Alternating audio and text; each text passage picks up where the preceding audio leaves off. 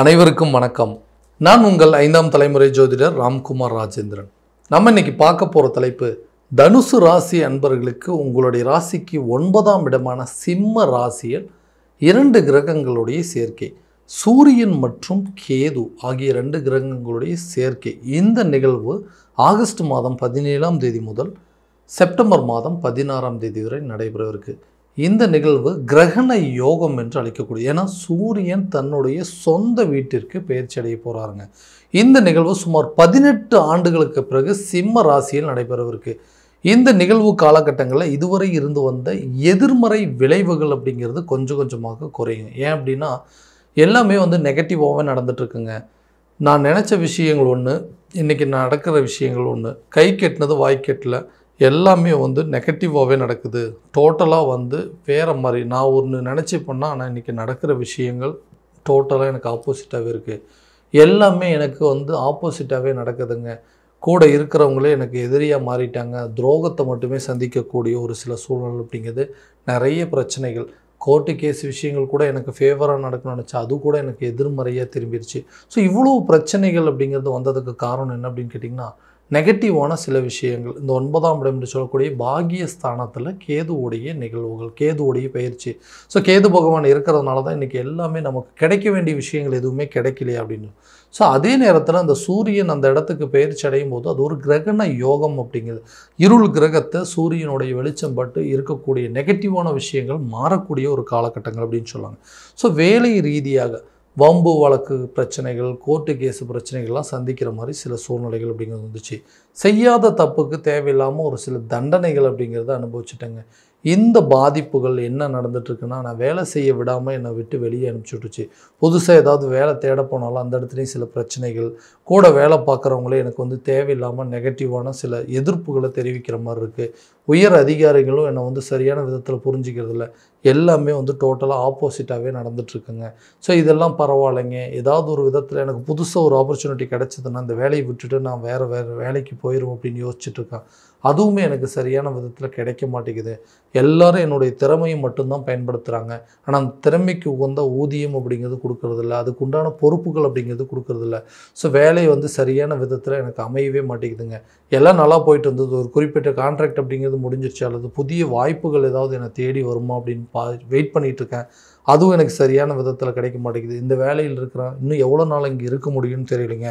So புதுசாக ஒரு வேலையை தேடி வச்சுக்கணும், அடுத்த வேலைக்கு ட்ரை பண்ணுறதுக்கு, மூவ் பண்ணுறதுக்கு அப்படின்னு சொல்லி எல்லாமே எனக்கு ஃபேவராகவே நடக்கலைன்னு சொல்கிறவங்களுக்கு கூட கண்டிப்பாக இந்த காலகட்டங்கள், இந்த பாக்கியஸ்தானத்தில் நடைபெறக்கூடிய இந்த கிரகங்களுடைய சேர்க்கை இணைவுகள் கண்டிப்பாக வாழ்க்கையில் மிகப்பெரிய ஒரு திருப்பு முனையை ஏற்படுத்த போதுங்க. வேலை இல்லாத நபர்களுக்கு புதிய வேலை வாய்ப்புகள் கிடைக்குங்க. வேலையில் நிறைய பிரச்சனைகளை சந்திச்சுட்டு இருந்தவங்களுக்கு கூட அந்த பிரச்சனையை விட்டு வெளியே வரத்துக்கு உங்களுடைய ஹையர் அஃபீஷியல் உங்களுக்கு சப்போர்ட் பண்ணுறதுக்கான வாய்ப்புகள், கூட வேலை செஞ்சுட்டு இருந்தவங்கள இருந்த அந்த தொந்தரவுகள் அப்படிங்கிறதெல்லாம் உங்களை விட்டு விலகுங்க. அரசு துறையில் இருக்கிறவங்களுக்கு புதிய வாய்ப்புகள், டிரான்ஸ்ஃபர் கிடைப்பதற்கான சில சூழல் அப்படிங்கிறது கட்டாயம் ஏற்படுங்க. வெளியூர் மற்றும் வெளிநாடு சம்மந்தப்பட்ட முயற்சிகள், வேலைக்காக ட்ரை பண்ணுறவங்களுக்கு கண்டிப்பாக ஒரு நல்ல ஆப்பர்ச்சுனிட்டிஸ் அப்படிங்கிறது இந்த காலகட்டங்கள்லேயே அமையுங்க. தொழில் ரீதியாக இதுவரை இருந்து வந்த தடைகள் அப்படிங்கிறது, ஸோ தொழில் அப்படிங்கிறது ஒன்று ஆரம்பித்தவங்க எல்லாமே நல்லா தான் போயிட்டு இருந்தது. திடீர்னு என்ன நடந்ததுன்னே தெரியலைங்க. சம்மந்தமே இல்லாமல் சில வில்லங்கங்கள் அப்படிங்கிறது சந்திச்சிட்டேன். கூட இருக்கிறவங்களே நமக்கு துரோகம் பண்ணிட்டாங்க. நம்மளை ஏதாவது ஒரு விதத்தில் பிரச்சனையில் மாட்டி விடணும் அப்படின்னு நினச்சி இன்றைக்கி நம்மளுடைய நிகழ்வுகள், அதாவது நமக்கு இது அதிர்ஷ்டம், இது ஒரு நல்ல வாய்ப்பு, இந்த பிஸ்னஸை வச்சு நம்மளோட வாழ்க்கையில் அடுத்த லெவலுக்கு போகணும் அப்படின்னு சொல்லி ஆரம்பித்த இந்த பிஸ்னஸை இன்றைக்கி நடத்தவும் முடியாமல், அதை விட்டுட்டு வெளியும் வர முடியாத அளவுக்கு சில சூழ்நிலைகள் ஏற்படுத்தி விட்டாங்க. இதனால் கூட இருந்தவங்களுடைய துரோகம், கூட்டாளிகளோட பெரிய பாதிப்புகள், கூட்டு தொழிலினால் ஏற்பட்ட சில பிரச்சனைகள், வம்பு வழக்குகள், வில்லங்கங்கள், அதில் வந்த நஷ்டங்கள், கொடுத்த இடத்துல பணத்தை வாங்க முடியல, வாங்கின இடத்துல கொடுக்க முடியல அப்படிங்கிற அளவுக்கு நிறைய நம்பிக்கை துரோகத்தை சந்திச்சிட்ருக்கான். இந்த தொழிலை விட்டு வெளியே வந்துடலாமா, அல்லது புதுசாக ஏதாவது ஒரு பிஸ்னஸ் ஸ்டார்ட் பண்ணலாமா, இன்னும் எத்தனை நாளைக்கு தான் இந்த பிரச்சனை இருக்கும் அப்படின்னு யோசிக்கிறவங்களுக்கு கண்டிப்பாக இந்த பாக்கியஸ்தானத்தில் அதாவது சூரிய பகவானோட இணைவுகள் வரும்போது, சூரியன் தன்னுடைய சொந்த வீட்டுக்கு வரும்போது என்னென்னா ஒரு பிரச்சனையை ஃபேஸ் பண்ணுறதுக்கான தைரியத்தை கொடுப்பாருங்க. இது வரைக்கும் அந்த பிரச்சனை இது நானாக பண்ணது இல்லைங்க, யாரோ செஞ்ச சதி அப்படின்னு சொல்லக்கூடிய அளவுக்கு சூழ்நிலைகள் வரும். அந்த சூழ்நிலைகள் உங்களுக்கு சாதகமாக மாற்றிக்குவீங்க. கண்டிப்பாக அதில் வெற்றி அடையக்கூடிய ஒரு காலகட்டமாக இருக்க போதுங்க. வம்பு வழக்கு பிரச்சனைகளோ, ஒரு கோர்ட்டு கேஸ் சம்மந்தப்பட்ட பிரச்சனையோ, ஒரு லீகல் இஷ்யூ எல்லாத்தையுமே ஃபேஸ் பண்ணக்கூடிய ஒரு காலகட்டமாக இருக்க போது. பார்ட்னர்ஸை டோட்டலாக விலக்கிட்டு புதிய பார்ட்னரை சேர்ப்பதற்கான வாய்ப்புகள், அப்படி இல்லையா இனிமேல் பார்ட்னர்ஷிப்பே ஆகாதுங்க, இந்த தொழில் என்ன ஆனாலும் பரவாயில்ல, நம்ம சொந்தமாக எடுத்து நடத்தலாம் அப்படிங்கிற அளவுக்கு சூழ்நிலைகள் ஏற்படுங்க. வியாபாரத்தில் நல்ல ஒரு லாபத்தை கொடுக்கக்கூடிய ஒரு காலகட்டமாக இருக்க போது. கண்டிப்பாக இந்த பிஸ்னஸ் இந்த காலகட்டங்களில் பண்ணதுனால தான் இதை நம்மளால் சரி பண்ண முடிஞ்சது, நம்மளுடைய இழப்புகள்லேருந்து வெளியே வர முடிஞ்சது அப்படிங்கிறத எடுத்து உணர்த்தக்கூடிய ஒரு காலகட்டமாக இருக்க போதுங்க. திருமண பாக்கியம், திருமணம் அப்படிங்கிறது எப்போ தான் நடக்கும்? ஏன்னா நிறைய விஷயங்கள், நிறைய அலைன்ஸ் பார்த்தாச்சுங்க. பார்க்குற இடம் எல்லாமே கரெக்டான விதத்தில் ஓகே, எல்லாமே பர்ஃபெக்டாக இருக்குதுன்னு சொல்கிறாங்கன்னா, ஏதோ ஒரு காரணத்தினால அது நடக்காமல் போயிடுதுங்க. எல்லாம் ஓகேங்க, திடீர்னு தோஷம் இருக்கிற ஜாதகம் இல்லைங்க, இது அலைன்ஸ் செட் ஆகாது, ஏன்னா இவங்களுக்கு மாப்பிள்ளைக்கு தோஷம் இல்லை, பொண்ணுக்கு இருக்குது அப்படின்னு சொல்லி ஏதோ ஒரு காரணத்தினால தள்ளி போகிற மாதிரி சூழல் அப்படிங்கிறது ஏற்பட்டுச்சு. கல்யாணம் அப்படின்னு நடந்ததுன்னா அதோட பாக்கியசாலி யாருமே இல்லை அப்படின்னு சொல்லக்கூடிய ஒரு சூழல் அப்படிங்கிறது ஏற்பட்டுச்சுங்க. ஸோ திருமணம் நடப்பதற்கான வாய்ப்புகள் அப்படிங்கிறது கட்டாயம் உருவாகும். காதல் சம்மந்தப்பட்ட விவகாரங்கள் கை கூடக்கூடிய ஒரு காலகட்டங்கள். லவ் பண்ணிகிட்டே இருக்கிறவங்க, ரொம்ப வருஷமாக லவ் பண்ணிகிட்டு இருக்கோம், அதை மேரேஜ் லெவலுக்கு கொண்டு போகிறதுக்கு வாய்ப்பு இருக்கா இல்லையா அப்படின்னு யோசிச்சிங்கன்னா கட்டாயமாக இந்த காலகட்டங்களில் திருமணம் அப்படிங்கிறது யோகம். ஏன்னா காதல் சம்மந்தப்பட்ட விஷயங்கள் திருமணம் வரைக்கும் ஒப்புதல்கள் பெறக்கூடிய ஒரு காலகட்டமாக இருக்க போதுங்க. ஒரு லைஃப்லேருந்து வெளியே வந்துட்டோம், செகண்டாக ஒரு லைஃப் எனக்கு கிடைக்கிறதுக்கு வாய்ப்பு இருக்குங்களா, அந்த லைஃப் எனக்கு நல்ல விதத்தில் போகுமா, ஏன்னா ஆல்ரெடி நான் பட்ட கஷ்டங்கள் போதும், இதுக்கு மேலே எனக்கு ஒரு கஷ்டம் வந்ததுன்னா அதனால் ஏற்றுக்கவே முடியாது அப்படின்னு யோசிக்கக்கூடிய நபர்களுக்கு நிச்சயமாக இந்த திருமணம் சம்மந்தப்பட்ட யோகம், இரண்டாவது திருமணங்களுக்கு உண்டான வாய்ப்புகள். ஏன் அப்படின்னா இது வரைக்கும் அந்த பாக்கிய ஸ்தானத்தில், ஏன்னா எனக்கு கிடைச்சதே என்னை விட மிகப்பெரிய அதிர்ஷ்டசாலி யாருமே இல்லைன்னு சொல்லிட்டு இருந்தவங்க கூட இந்த கடந்த சில நாட்களாக பார்த்தீங்கன்னா நிறைய பிரச்சனைகளை சந்திச்சிருப்பீங்க. ஏன்டா இந்த மாதிரி ஒரு விஷயம் நடந்துச்சு அப்படிங்கிற அளவுக்கு குழப்பங்களை கொடுத்துருக்கோம். அந்த நிகழ்வுகளை மாற்றி அமைத்து கொள்ளக்கூடிய காலகட்டமாக இருக்க போது. எதெல்லாம் பிரச்சனையை நினச்சிங்களோ அந்த பிரச்சனைகள் படிப்படியாக விலகுங்க. அந்த பிரச்சனைக்கு என்ன காரணம் அப்படிங்கிறத தெரிஞ்சு அதை ரெக்டிஃபை பண்ணி அதை சரி பண்ணக்கூடிய ஒரு சூழல் அப்படிங்கிறது கண்டிப்பாக ஏற்பட போகுதுங்க. திருமணம், அதாவது திருமணமான நபர்களுக்கு குழந்தை சம்மந்தப்பட்ட பாக்கியங்கள் அப்படிங்கிறது கை கொடுக்குங்க. ரொம்ப வருஷமாக குழந்தை பாக்கியத்துக்காக வெயிட் பண்ணிகிட்டு இருக்கோங்க, நிறைய ட்ரீட்மெண்ட் எடுத்துட்டோம், எதுவுமே எனக்கு சக்ஸஸ் ஆகலைன்னு சொல்கிறவங்களுக்கு கூட இந்த காலகட்டங்களில் உங்களுக்கு குழந்தை பாக்கியம் அப்படிங்கிறது ஏற்படுங்க. கணவன் மனைவிக்கிடையே இருக்கக்கூடிய பிரிவினைகள் அப்படிங்கிறது என்னதான் பண்ணுறோன்னு தெரியலைங்க, எதுக்கு எடுத்தாலும் சண்டை போட்டுகிட்டே இருக்கிறோங்க. நான் ஒன்று சொன்னால் மனைவி ஒத்துக்க மாட்டேங்க, மனைவி ஒன்று சொன்னால் கணவர் ஒத்துக்க மாட்டேங்கன்னு சொல்லி கணவன் மனைவிக்கிடையே நிறைய கருத்து வேறுபாடுகள் அப்படிங்கிறது வந்துருச்சுங்க. லவ் பண்ணுறவங்க மத்தியிலும் இந்த மாதிரி பிரச்சனைகள், அதே நேரத்தில் ஒரு ரிலேஷன்ஷிப்பில் இருக்கவங்க கூடயே இந்த மாதிரி சில பிரச்சனைகள். என்ன நடந்ததுன்னே தெரியலைங்க, நான் எது சொன்னாலும் அவங்க புரிஞ்சிக்கவே மாட்டேங்கிறாங்க. தேவையில்லாத விஷயத்துக்கு சண்டை போட்டு இன்றைக்கி 2 பேரும் பிரிந்து வாழக்கூடிய சூழ்நிலை, எதுக்காக விட்டுட்டு போனாங்கன்னே தெரியல, எந்த தப்புமே பண்ணலாம், இன்றைக்கி நான் மிகப்பெரிய தண்டனை அனுபவிச்சிருக்குன்னு சொல்லக்கூடிய நபர்களுக்கு இந்த காலகட்டங்களில் கணவன் மனைவிக்கிடையே நல்ல ஒரு ஒற்றுமை அப்படிங்கிறது ஏற்படுங்க. ரிலேஷன்ஷிப்பில் இருக்கிறவங்களுக்கு கூட நல்ல ஒரு அண்டர்ஸ்டாண்டிங் அப்படி ஏற்படும். லவ் பண்ணிகிட்டு இருக்கிறவங்க மத்தியில் இருக்கக்கூடிய பிரச்சனைகளுக்கு கொஞ்சம் கொஞ்சமாக குறையுங்க.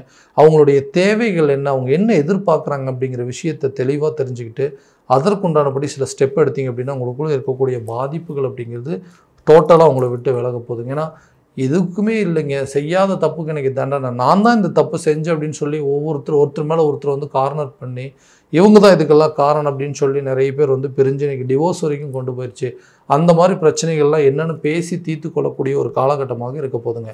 அடுத்ததாக இந்த வீடு வாங்கக்கூடிய யோகம், சொத்து வாங்கக்கூடிய யோகம் அப்படிங்கிறது, வண்டி வாகனம் வாங்குவதற்கான முயற்சிகள் அப்படிங்கிறது இந்த காலகட்டங்களில் கண்டிப்பாக இருக்கும். ஏன்னா ரொம்ப வருஷமாக ஒரு ப்ராப்பர்ட்டி இருக்குங்க, அந்த ப்ராப்பர்ட்டி எங்கள் கைக்கு வர்றதுக்கு தேவையில்லாமல் லீகல் இஷ்யூ அப்படிங்கிறது இருக்குது. ஸோ அந்த சொத்துக்கள் எங்கள் கைக்கு வருங்களா, அந்த ப்ராப்பர்ட்டி எங்கள் கைக்கு வருமா அப்படின்னு எதிர்பார்த்துருந்தீங்கன்னா வம்பு வழக்கு சம்மந்தப்பட்ட பாதிப்புகள் அப்படிங்கிறது நீங்குங்க. புதிய சொத்துக்களுக்கு உண்டான சேர்க்கை ஏற்படும். தகப்பன் வழி தாய் வழி சொத்துக்கள் உங்கள் கைக்கு சேருங்க. ஸோ அப்பா வழி சொத்துக்கள் ரொம்ப வருஷமாக இருக்குதுங்க, அந்த சொத்துக்கள்லாம் கோர்ட்டு கேஸில் இருக்குது, பங்காளிகள் மூலமாக சில கேசஸ் எல்லாம் நடந்துருக்குன்னு சொல்கிறவங்களுக்கு கூட கோர்ட்டு கேஸு வம்பு வழக்குகள் உங்களுக்கு சாதகமாக நடக்கக்கூடிய ஒரு காலகட்டமாக இருக்க போதுங்க. இது வரைக்கும் இருந்த தேவையில்லாத பிரச்சனைகள் அப்படிங்கிறது, சட்ட ரீதியாக இருக்கக்கூடிய பிரச்சனைகளோ, கணவன் மனைவிக்கிடையே இருக்கக்கூடிய பிரச்சனைகளோ, காதலுக்கு மத்தியில் இருக்கக்கூடிய பாதிப்புகளோ, பார்ட்னர்ஷிப் மூலமாக இருக்கக்கூடியதோ அல்லது வேலை செய்கிற இடத்துல இருக்கிற பிரச்சனைகள் எல்லாமே உங்களை விட்டு விலகக்கூடிய ஒரு காலகட்டமாக இருக்க போதுங்க. எப்படி சூரியனை கண்டு பனி விலகுவது போல் அந்த சூரியனுடைய பெயர்ச்சி நடக்கும்போது 9ஆம் இடத்துல அந்த பாக்கியஸ்தானத்தில் இந்த சூரிய பகவான் பெயர்ச்சி நடக்கும்போது இது வரைக்கும் உங்கள் வாழ்க்கையில் இருந்தும் அந்த பாதிப்புகள் அப்படிங்கிறது படிப்படியாக அகலக்கூடிய ஒரு காலகட்டமாக இருக்க போகுது. ஆரோக்கிய ரீதியாக இருக்கக்கூடிய பிரச்சனைகள் கூட நிச்சயமாக உங்களை விட்டு விலகுங்க. ஆரோக்கியத்தில் நல்ல ஒரு முன்னேற்றம் இருக்கும். ஹெல்த்தில் நல்ல ஒரு அதாவது இதுவரைக்கும் இருந்தும் அந்த பிரச்சனைகள் அப்படிங்கிறது என்னென்னு தெரிஞ்சு அதுக்குண்டான ட்ரீட்மெண்ட் அப்படிங்கிறது எடுப்பீங்க. உடற்பயிற்சி சம்மந்தப்பட்ட விஷயங்களில் ஈடுபடுறது நல்ல ஆரோக்கியத்தை கொடுக்குங்க. உணவு பழக்கவழக்கங்களுக்கு கொஞ்சம் கட்டுப்பாடு அப்படிங்கிறது கட்டாயமாக தேவைப்படுங்க. அடுத்ததாக இந்த கல்வி சம்மந்தப்பட்ட விஷயங்கள், கல்வியில் சில மாற்றங்களை கொண்டு வருவீங்க. கல்வி ரீதியாக நிறைய முன்னேற்றங்கள் அப்படிங்கிறது ஏற்படுங்க. கல்வி ஒரு இடத்துலேருந்து இன்னொரு இடத்துக்கு மாறி அந்த இடத்துல நல்ல இம்ப்ரூவ்மெண்ட் அப்படிங்கிறது கிடைக்கும். நீங்கள் எதிர்பார்த்த ரிசல்ட் அப்படிங்கிறது உங்களுடைய குழந்தைகள் மத்தியிலிருந்தோ அல்லது உங்ககிட்ட இருந்தோ நல்ல ஒரு ரிசல்ட் அப்படிங்கிறது இருக்குங்க.